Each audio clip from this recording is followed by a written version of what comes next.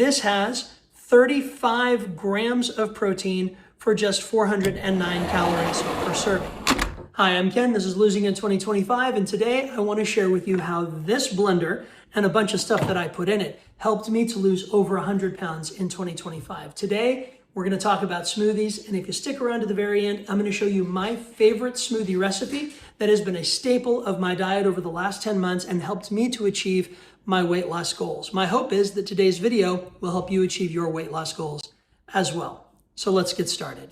Any good smoothie recipe has got to have, in my opinion, certain elements included in it.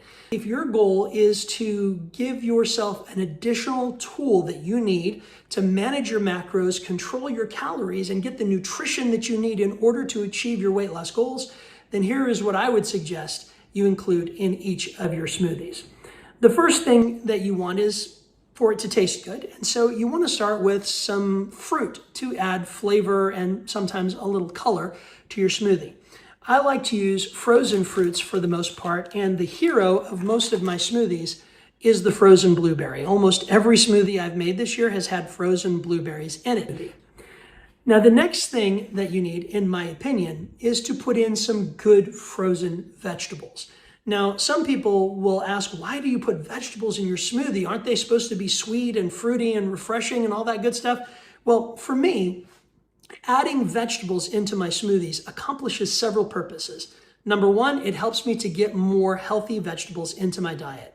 Number two, it bulks up the smoothie without adding a lot of extra calories. And number three, it heightens the fiber content of the smoothie as well. Now, the vegetables that I like to use may be different from the vegetables that you like to use. You want to find the ones that are going to be good for you.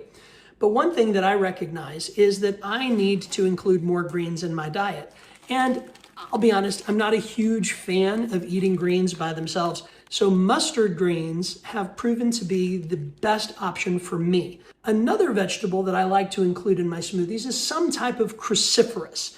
And that typically will take the form of either broccoli, or if I'm trying to maintain a nice mild flavor as well as a smooth texture, frozen cauliflower.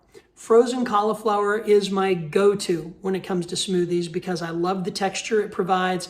I love the fact that it doesn't really impact the appearance of the smoothie, and I can't even notice the flavor. So cauliflower is the one that I typically use. The third part of the smoothie is a good source of protein.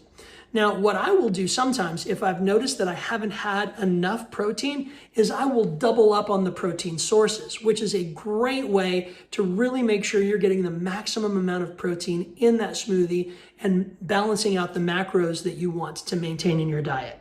Now, there are several ways that you can do this. You can use tofu. I've actually talked to some folks who use tofu in their smoothies.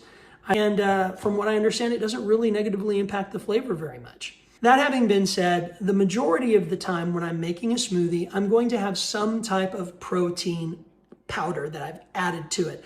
One of my favorite brands is PIRQ, P-I-R-Q protein powder. I always get either the chocolate or the vanilla protein powders. Both of them are great. I'm sure they have other flavors, but I haven't tried them. These two are perfect for me. I have another brand that I love just as much as PIRQ. I mean, I alternate pretty evenly between these two. And this other one is BBFL.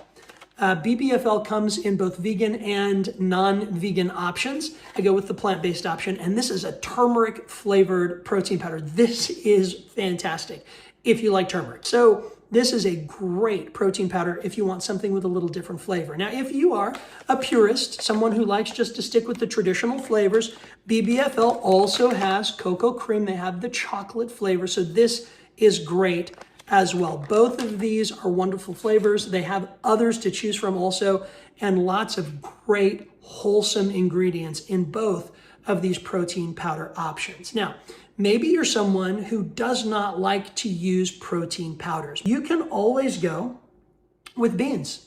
I recommend chickpeas or black beans, depending on the flavor profile. If you're making a vanilla bean smoothie, then I would go with chickpeas. If you're making a chocolate-based smoothie, then I would go with black beans.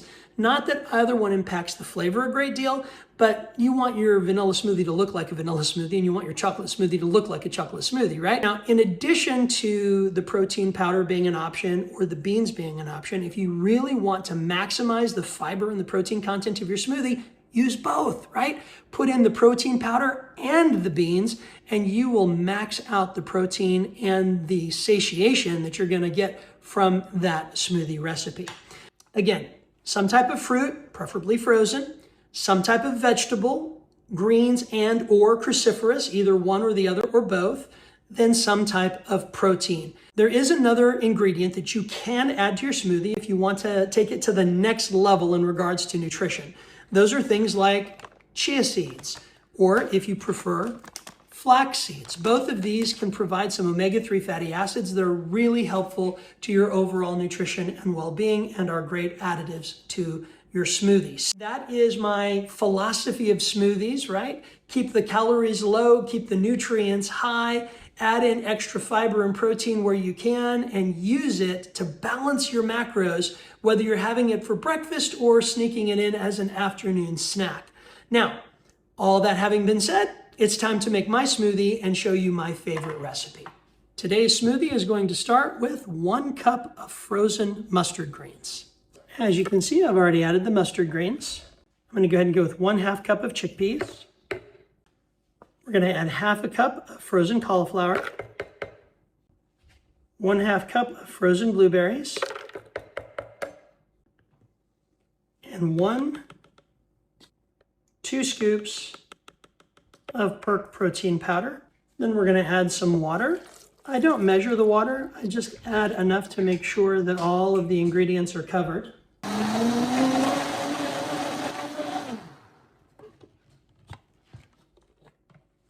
Then we just go ahead and pour it right into a shaker bottle.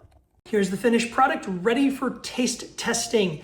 This has 1/2 cup of frozen blueberries, 1/2 cup of frozen cauliflower, 1 full cup of frozen mustard greens, 2 scoops of Perk vanilla protein powder, and 1/2 cup of chickpeas that I made in my Instant Pot. This has 35 grams of protein for just 409 calories per serving. So I'm about to try it, but before I do, I'm gonna bring my test subject over here. Frida, would you come taste this for me? Absolutely. Let's see what Frida thinks of it.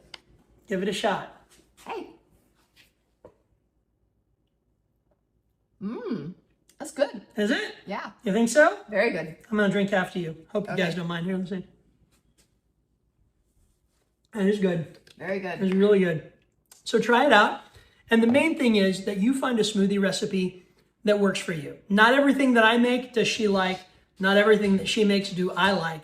Oftentimes we can just double up all of the ingredients and share the contents of the blender. Absolutely. But sometimes you just want to have what works for you. So find the ingredients that are going to work for you, work them into your diet, and enjoy both the flavor and the function of these healthy smoothies. I promise we do not plan this. Oh, look at that. We match again. I don't know how that happened.